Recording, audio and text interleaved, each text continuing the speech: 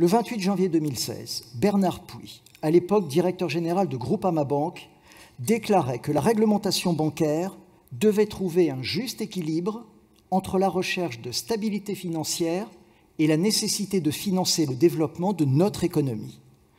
Le 1er février 2017, Philippe Bordenave, directeur général délégué de BNP Paribas, affirmait qu'après la crise de 2008, le système financier avait besoin d'une supervision plus forte et d'une régulation plus simple.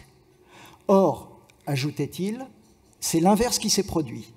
In fine, nous avons eu une régulation plus lourde et plus onéreuse.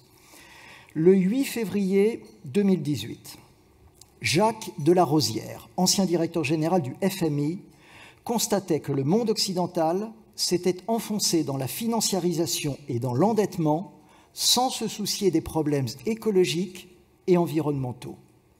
La politique monétaire, ajoutait-il, n'a pas encouragé l'investissement productif qui, d'après ses calculs, aurait reculé de 15% depuis l'écrasement des taux d'intérêt. A contrario, cette même politique monétaire a aggravé la fragilité du système financier.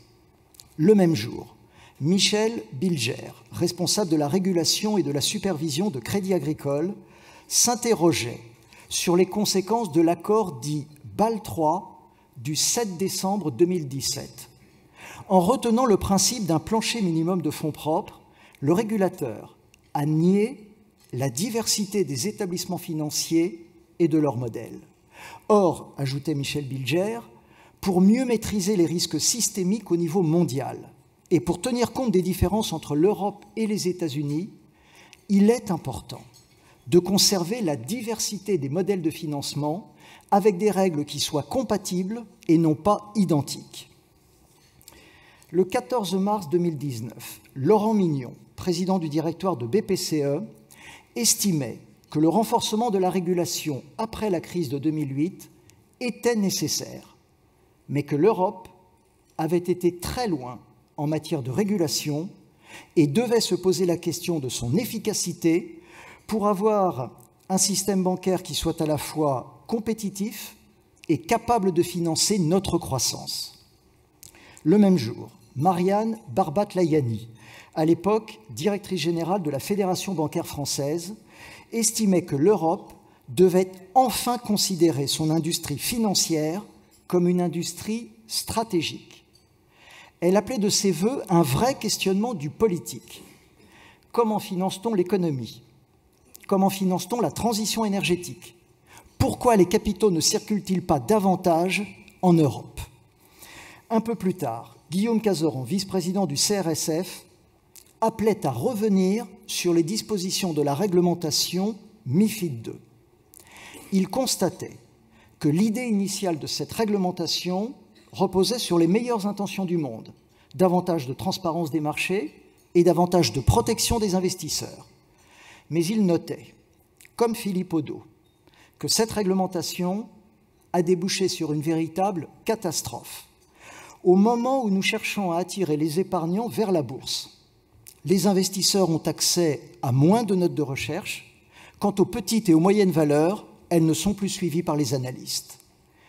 Le 5 mars 2020, Philippe Haim, à l'époque directeur général délégué de Société Générale, constatait que le système financier avait fait d'énormes progrès depuis la crise de 2008, qu'il était désormais beaucoup plus sûr, et il se félicitait de la qualité du dialogue avec le superviseur et avec le régulateur. Cependant, il appelait à être vigilant concernant l'équilibre concurrentiel, en particulier vis-à-vis des banques américaines. Quelle est la situation, mesdames et messieurs, dans ce domaine ? Les établissements financiers européens ont été affaiblis par la conjonction de plusieurs facteurs. Une croissance faible, des taux d'intérêt bas, voire négatifs, une régulation fragmentée, un trop grand nombre de banques en Europe, une consolidation européenne rendue quasi impossible par l'ajout de ratios prudentiels, et enfin, et c'est loin d'être anecdotique, la survivance d'un nationalisme jaloux. Un ancien dirigeant de Morgan Stanley a résumé la situation avec à la fois cynisme et provocation en déclarant « les Européens ont livré le système aux Américains sur un plateau. Le 5 mars 2020 toujours, Christophe Izard, directeur général délégué assurance de personnes chez Natixis Assurance, rappelait que les objectifs de la directive Solvabilité 2 ont été mal définis au départ et que leurs impacts ont été mal mesurés, en particulier sur le financement de l'économie.